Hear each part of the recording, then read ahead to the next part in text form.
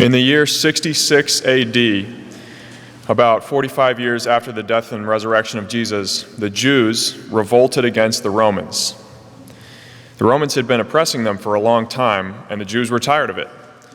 So they revolted. They fought back. And as you may know, the Romans didn't take too well to their subjects fighting back against them. They responded pretty harshly, trying to crush the rebellion of the Jews. So they sent General Vespasian to drive the Jews back into Jerusalem, the whole rebel army, and they laid siege to the city with the Jews inside it. They attacked the city and destroyed it, and few people survived. They also tore down the temple. Now, the temple was huge. It had all kinds of gold on it, gold plates and decorative designs, so that when you stood far away, the sun glinted and shined off the gold that was on the temple.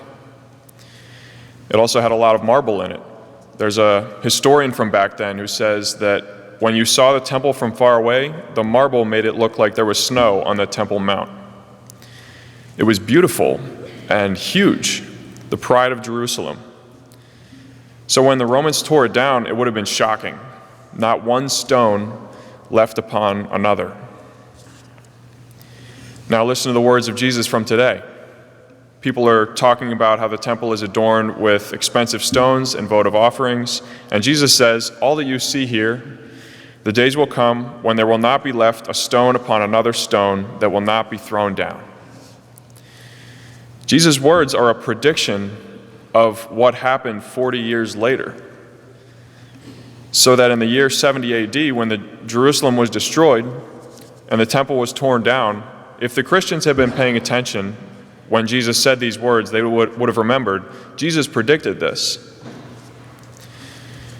But what's interesting is that as Jesus is making a prediction about the fall of Jerusalem, he's also speaking about the end of the world and how those who persevere in his grace will be saved because Jesus has power over all those events.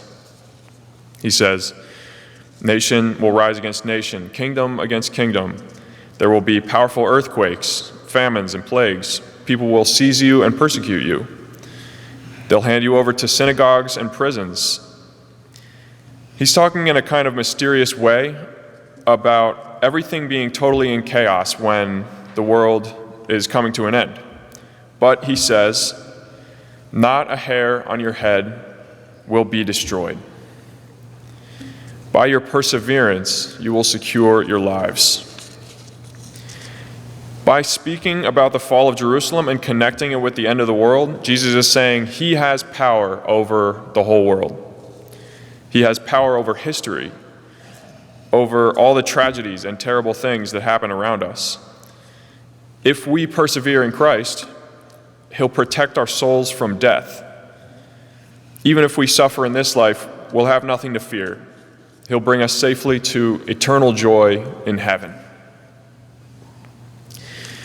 There are a lot of crazy things happening in the world today. There's war in Ukraine, war in the Middle East, a lot of political upheavals and tensions in America.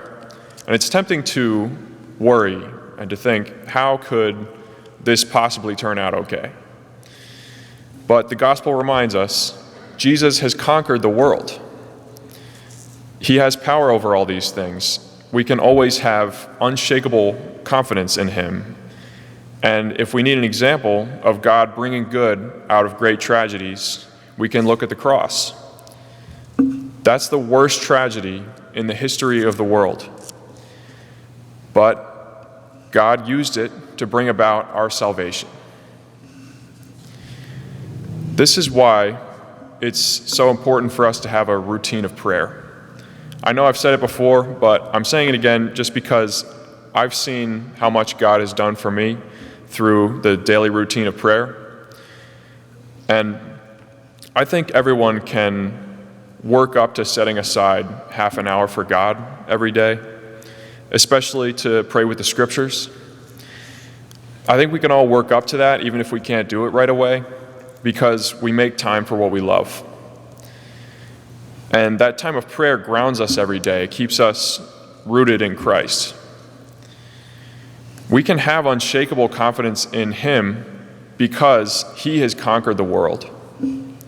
If we're grounded in him, especially by that daily habit of prayer, nothing can shake that confidence, that faith that we have in him.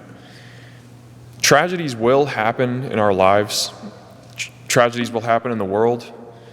But if we continue to pray, Christ will strengthen our faith so that no matter what happens, we'll know that God our Father is in control and nothing will take away our peace.